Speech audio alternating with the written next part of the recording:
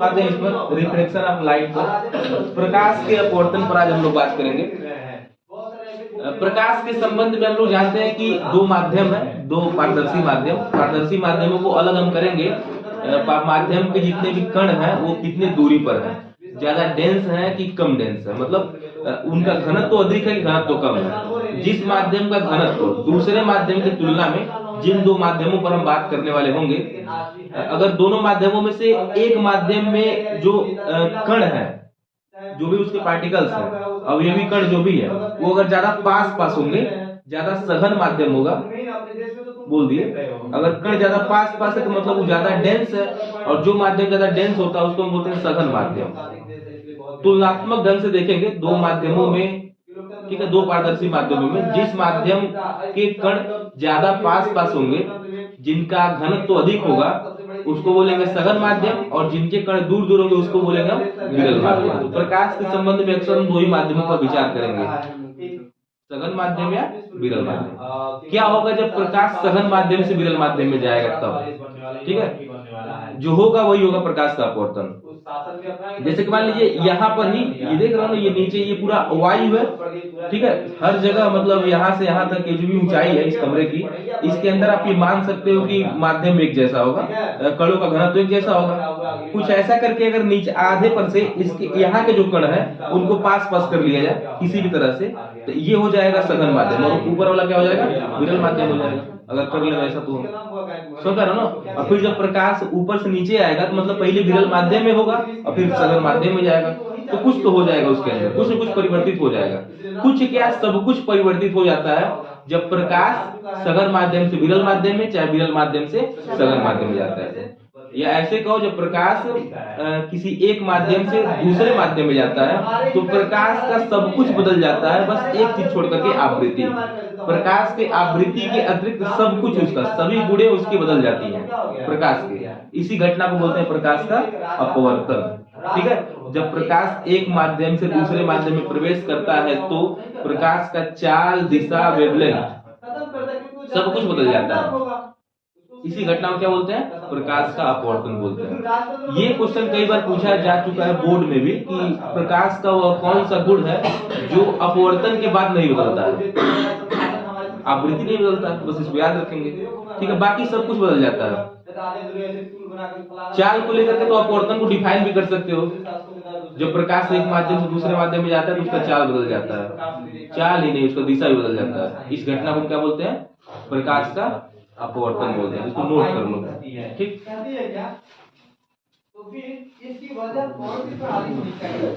Note कर लो।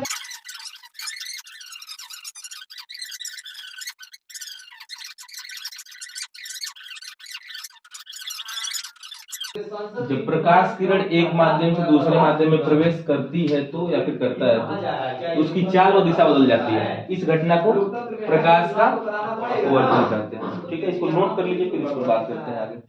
ध्यान दो, अगर वो अच्छा होता है तो उस स्थिति में दो अलग अलग इसका हम लोग फिगर बनाएंगे, देखेंगे। यहाँ पर ये ऊपर हम लेते हैं सघन माध्यम, ठीक है, नीचे लेते हैं विरल माध्यम। यहाँ पर पहला वाला जो माध्यम उसको विरल लेते हैं और दूसरे माध्यम को सघन लेते हैं, ठीक है, दोनों पारदर्शी माध्यम है। यहाँ पर मान लो इस बिंदु पर प्रकाश किरण आपतित होता है, ये प्रकाश किरण क्या हुआ, आपतित हुआ। प्रकाश के परावर्तन के लिए चाहे फिर अपवर्तन के लिए दो माध्यमों का आवश्यकता होता है। एक माध्यम में परावर्तन नहीं हो सकता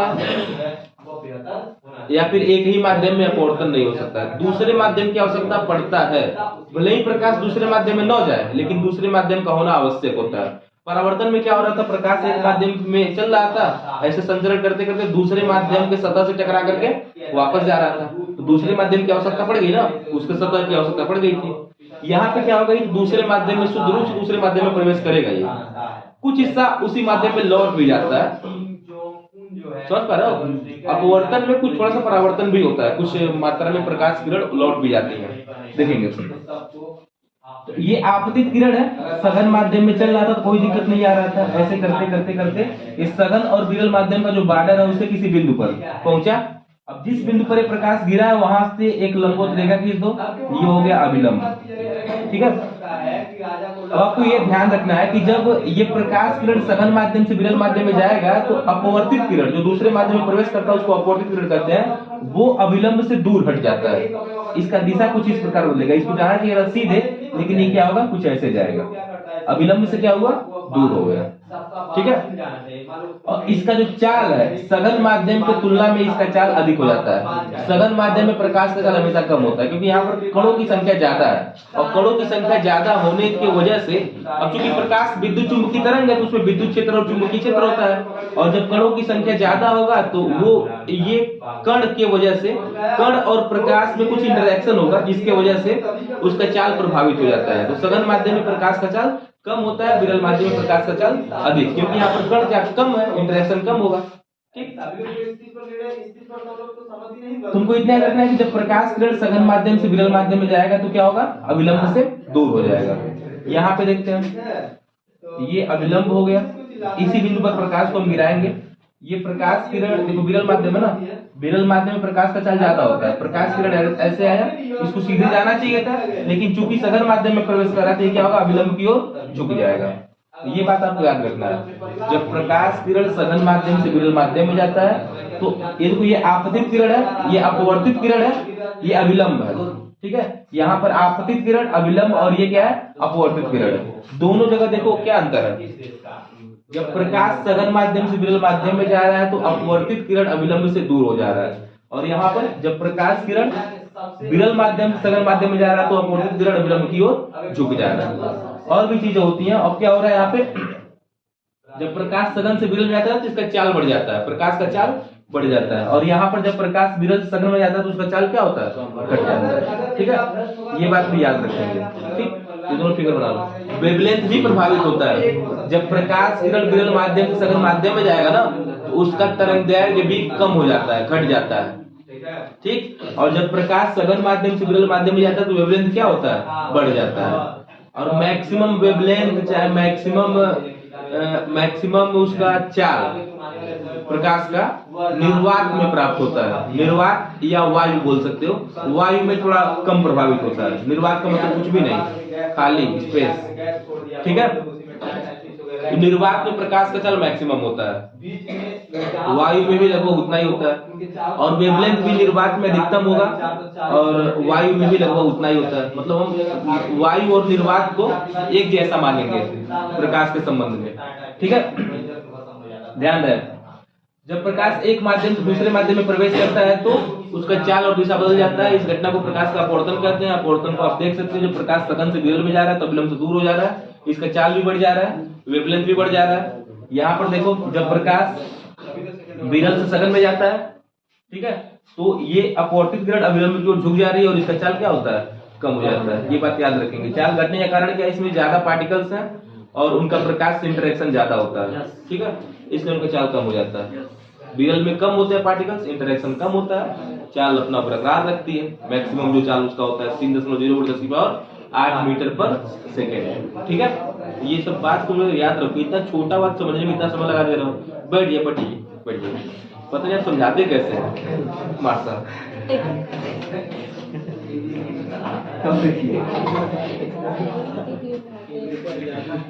एक बात ध्यान दो, एक बात तो याद समझ लेते हैं। देखिए,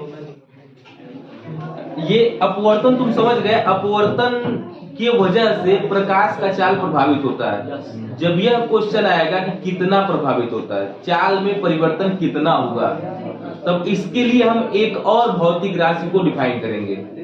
आखिर चाल बदल रहा है, कितना बदल रहा है, बहुत ज्यादा बदल जा रहा है, बहुत कम बदल जा रहा है, तो इसके लिए हम क्या करेंगे ना, पहले माध्यम में प्रकाश का चाल क्या रहा, दूसरे माध्यम में प्रकाश का चाल क्या है, दोनों का अनुपात देखेंगे कि चाल कितना गुना बढ़ गया या फिर कितना गुना घट गया। मतलब ये देखेंगे, दोनों का अनुपात देखेंगे।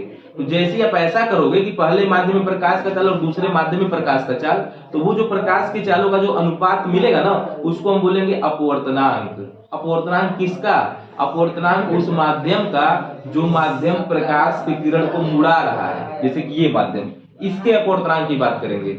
ठीक है, और जब हम इस माध्यम के अपवर्तनांक का बात करते हैं तो इसका मतलब ये हुआ कि प्रकाश किरण जहां से आ रहा है उसमें प्रकाश का चाल और प्रकाश किरण जिसमें जा रहा है उसमें प्रकाश का चाल का अनुपात क्या है। यानी कि पहले माध्यम में प्रकाश की चाल और दूसरे माध्यम में प्रकाश की चाल का अनुपात पहले माध्यम के सापेक्ष दूसरे माध्यम का अपवर्तनांक कहलाता है। और अपवर्तनांक की जब हम चर्चा करेंगे तो हम ये समझने का प्रयास करेंगे कि प्रकाश का चाल कितना प्रभावित हुआ, ठीक है, प्रकाश का दिशा कितना प्रभावित हुआ, कितना बदला दिशा। अगर इसका अपवर्तनांक और अधिक होता ना तो प्रकाश का चाल और कम होता, और ये जो मुड़ा है इतना ना ये और मुड़ जाता। तो प्रकाश किरण कितना मुड़ेगा या फिर कितना उसका चाल प्रभावित होगा या उसका वेवलेंथ कितना प्रभावित होगा, ये सब बातें निर्भर करती हैं प्रकाश के अपवर्तनांक पर। प्रकाश का अपवर्तनांक अभी तुम्हारे लिए नया है, बस इसको समझ जाओ। अपवर्तनांक का मतलब बस इतना होता है कि दो माध्यमों में प्रकाश के चालों का अनुपात, ठीक है, प्रकाश के चालों का जो अनुपात होगा। जैसे मान लीजिए इसको हम माध्यम 1 कहें, इसको माध्यम हम 2 कहें, ठीक। तो मान लो कि इस माध्यम में प्रकाश का चाल V1 है और इस माध्यम में क्या प्रकाश का चाल V2 है। तो जैसे ही आप ये रेशियो निकालोगे ना V1/V2, तो इसी को हम बोलेंगे अपवर्तनांक, ठीक। और इसको लिखेंगे कैसे, इसको हम प्रदर्शित करते हैं म्यू से, या कहीं कहीं n से भी इसको दिखाया जाता है, म्यू से इसको दिखाएंगे हम लोग। तो V1/V2 इक्वल टू होगा म्यू, और यहाँ पे लिखेंगे 2:1। μ21 का से क्या हुआ μ2 मतलब दूसरे माध्यम का अपवर्तनांक किसके सापेक्ष, पहले माध्यम के सापेक्ष, ठीक है। तो दूसरे माध्यम का अपवर्तनांक पहले माध्यम के सापेक्ष कितना होगा, V1/V2 होगा। और अपवर्तनांक से क्या जानकारी मिलेगा कि प्रकाश का चाल कितना प्रभावित होगा, कितना मुड़े उड़ेगा, मतलब जो भी अपवर्तन हो रहा है, अपवर्तन में जो घटनाएं में जो चीजें हमारे सामने आ रही हैं उसकी मात्रा को समझने के लिए हम अपवर्तनांक पर जाएंगे कि प्रकाश किरण कितना मुड़ेगा, प्रकाश का चाल कितना प्रभावित होगा, उसका वेवलेंथ का क्या होगा, तामझाम जो भी है। बुझ गए? ये इस तरह से अपवर्तनांक को किससे लिखेंगे हम लोग, म्यू से। कोई कंफ्यूजन? प्रकाश के चालों का अनुपात है बस। अब जब ये अपवर्तनांक पर आ गया ना, तो अपवर्तनांक को भी हम लोग थोड़ा सा अपवर्तनांक 2 प्रकार के होते हैं, इसको 2 भागों में हम लोग डिवाइड करेंगे, समझेंगे। जैसे मान लो कि हो सकता है कि जब हम अपवर्तनांक पर बात कर रहे हैं तो दोनों माध्यम वायु या निर्वात से भिन्न कोई और माध्यम हो, अलग अलग माध्यम हो सकता है, या हो सकता है कि इसमें अनिवार्यतः पहला जो माध्यम हो वो वायु या निर्वात हो, ठीक है। तो सपोज कर लो यहाँ पर 2 अलग अलग माध्यम थे, यहाँ पर ये पहला माध्यम, इसको ऐसे कर ले, ये पहला माध्यम मान लो ये वायु है, वायु या निर्वात इसको मान सकते हैं, वायु या निर्वात है, और दूसरा माध्यम कोई होगा, कोई सघन माध्यम है, और वायु के रिस्पेक्ट में कोई सघन माध्यम भी होगा, जैसे कि मान लो जल है, ठीक है, ऐसे। अब यहाँ पर अब वायु में प्रकाश का चाल कितना होता है, अब यहाँ पर V1/V2 मानने की आवश्यकता नहीं है ना। अब वायु में तुमको पता है कि प्रकाश का चाल c होता है, और c का मान कितना होता है, 3.0 × 10⁸ मीटर पर सेकेंड। इस माध्यम में प्रकाश का चाल में पता है, और दूसरे माध्यम में प्रकाश का चाल मान लो v है, वहां पे V1/V2 मान लिया, जिससे V1 की जगह पर c आ रहा है और V2 की जगह पर क्या आ रहा है, v आ रहा है, ठीक है। तो पहले माध्यम में प्रकाश का चाल ये c और दूसरे माध्यम में प्रकाश का चाल क्या है, v। जब इन दोनों का अनुपात लोगे तो अपवर्तनांक ही मिलेगा। तो अब की बार जब हम अपवर्तनांक पर बात कर रहे हैं तो पहला माध्यम क्या है, एक विशेष माध्यम है, स्पेशल माध्यम है, जो वायु है। तो जब कभी हम वायु के रिस्पेक्ट में किसी माध्यम के अपवर्तनांक की बात करते हैं तो उसको बोलते हैं निरपेक्ष अपवर्तनांक, यानी कि इस माध्यम का शुद्ध अपवर्तनांक, वो अपवर्तनांक किसी माध्यम का होगा, ठीक है। और इस माध्यम के अपवर्तनांक को हम केवल म्यू से तब लिखेंगे, वास्तव में तो ऐसे लिखना चाहिए था ना, μ21 इक्वल टू क्या होगा, पहले माध्यम में प्रकाश का चाल बटे दूसरे माध्यम में प्रकाश का चाल। लेकिन यहाँ पर क्या है, पहले माध्यम में प्रकाश का चाल क्या है, c है, और दूसरे माध्यम में प्रकाश का चाल कितना है, v है। तो यहाँ पर जब ये जो μ21 लिख रहे थे, अब इसको तुम केवल म्यू लिखोगे, केवल म्यू। या अगर लिखना ही चाहो तो आप इसको ऐसे लिख सकते हो, जिसे ये दूसरा वाला जल है ना, μWA लिख सकते हो, W पर वाटर, A पर एयर, क्यों, यानी कि μW का मतलब वाटर का अपवर्तनांक किसके रिस्पेक्ट में, एयर के रिस्पेक्ट में। और जब हम एयर के रिस्पेक्ट में बात करते हैं तो ये इसको हटा सकते हो, ए से कोई मतलब नहीं होता है, हटाया जा सकता है, एक तरीका तुमको बता रहा है। इसको हटा देंगे तो क्या हो जाएगा, μW इक्वल टू क्या हो जाएगा, C/V। ये W को भी हटा सकते हो क्योंकि तुमको पता है कि दूसरा माध्यम जल ही है, ठीक है, ये एक माध्यम बस इसको मान सकते हो। तो यहाँ पर इसको W को भी हटा के केवल म्यू लिख सकते हो, और म्यू बराबर क्या हो जाएगा, C/V, ठीक। तो अपवर्तनांक दो प्रकार के हैं भाई, अपवर्तनांक कितने प्रकार के हैं? दो प्रकार के हैं। अगर पहला माध्यम वायु नहीं है, कोई भी दो माध्यम ले लो, जल ले लो, कांच ले लो, तो जल में प्रकाश का चाल, कांच में प्रकाश का चाल का अनुपात लोगे तो वहां पर सापेक्ष अपवर्तनांक मिलेगा, पहले माध्यम के सापेक्ष दूसरे माध्यम का अपवर्तनांक। अब पहला माध्यम अगर वायु या निर्वात है तो उसके रिस्पेक्ट में जब तुम किसी माध्यम के अपवर्तनांक की बात करोगे तो वहां पर क्या मिलेगा? निरपेक्ष अपवर्तनांक मिलेगा। निरपेक्ष अपवर्तनांक का मतलब किसी का स्पेशल, उन्हीं का अपवर्तनांक। जैसे कह रहे हैं कि जल का निरपेक्ष अपवर्तनांक, मतलब हम जल के अपवर्तनांक पर बात करना चाहते हैं कि स्पेशली उन्हीं का है। और जब स्पेशली उन्हीं का तो किसके रिस्पेक्ट में होगा? वायु या फिर निर्वात के रिस्पेक्ट में। समझ गए? तो ये बात बस याद रखेंगे, इतना चीज। ठीक, इसको चाहो तो हेडिंग डालो बाजार में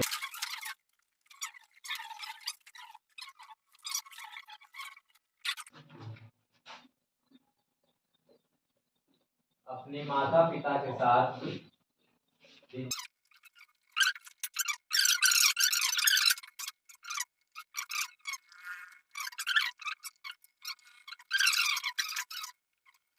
ये कोई विरल माध्यम है, इसको एक से इंगित कर रहे हैं, कोई सरल माध्यम इसको दो से इंगित कर रहे हैं। ठीक है, यहाँ पर प्रकाश का चाल V1 है और यहाँ पर प्रकाश का चाल V2 है। जब इन्हीं चालों के अनुपात को हम लिखेंगे V1 बटे V2, ये हो जाएगा अपवर्तनांक। और अपवर्तनांक किसका? जब भी अपवर्तनांक की बात होती है ना तो किसी माध्यम का होगा, किसी माध्यम का, यानी कि इस माध्यम का अपवर्तनांक। और वो कौन सा माध्यम होता है? जो माध्यम प्रकाश की किरण को मोड़ रहा होता है। तो प्रकाश की किरण को कौन मोड़ रहा है? दूसरा वाला माध्यम, इसका अपवर्तनांक, यानी कि दूसरे माध्यम का अपवर्तनांक। यहाँ पे लिखेंगे μ2, किसके सापेक्ष? प्रकाश किरण कहां से आ रही है? पहले माध्यम से आ रही है, यहाँ पे क्या लिखेंगे? हम 1 लिखेंगे, बात खत्म। तो ये है सापेक्ष अपवर्तनांक, क्योंकि इसमें ये पहला माध्यम वायु नहीं है, कोई भी माध्यम है। तो जब कोई भी दो माध्यमों में प्रकाश के चालों का अनुपात लेते हैं तो दूसरे माध्यम का सापेक्ष अपवर्तनांक मिलता है, पहले माध्यम के सापेक्ष। दूसरे माध्यम का जो मिलेगा अपवर्तनांक, कौन सा अपवर्तनांक होगा? सापेक्ष अपवर्तनांक होगा। ठीक। और जब पहला माध्यम वायु हो जाएगा, यानी कि जब पहला माध्यम वायु हो, ये वायु और ये कोई भी माध्यम हो, ठीक है, कोई माध्यम, कोई भी माध्यम हो सकता है, कोई भी माध्यम। ठीक, यहाँ वायु में प्रकाश का चाल C है और इसमें प्रकाश का चाल कितना है? V है। जब यहाँ पर चालों का अनुपात लेंगे C/V, तो ये हो जाएगा इस माध्यम का निरपेक्ष अपवर्तनांक। ठीक है, ये कोई भी माध्यम सघन ही होगा क्योंकि वायु के रिस्पेक्ट में है। ऐसे सघन माध्यम में तो अविलंब की ओर प्रकाश किरण मुड़ेगा, क्यों? तो यहाँ पर C/V की जब बात करेंगे तो इसको हम लिखेंगे म्यू से, ये हो जाएगा म्यू। म्यू का मतलब निरपेक्ष अपवर्तनांक, इस माध्यम का निरपेक्ष अपवर्तनांक। इस माध्यम का निरपेक्ष अपवर्तनांक का मतलब इसी माध्यम का अपवर्तनांक। ठीक है, यानी कि जब हम कहें कि मान लो तुमसे कहा जाए कि फलाना पदार्थ का अपवर्तनांक ये है, जब कोई इसमें जिक्र न हो तो तुम समझ जाना कि उस पदार्थ का अपवर्तनांक, मतलब कि उसके निरपेक्ष अपवर्तनांक की बात की जा रही है। निरपेक्ष अपवर्तनांक का मतलब वायु के सापेक्ष अपवर्तनांक। ठीक है, इस बात को ध्यान रखेंगे, नोट कर लो, ये सापेक्ष अपवर्तनांक है। इंदिरा मार्ग पट सभी दिमाग से हो जाएगा। और ये इंदिरा का था इंदिरा निरपेक्ष अपवर्तनांक है। ये दोनों लिख लो, फोटो बना लो, समझ लो।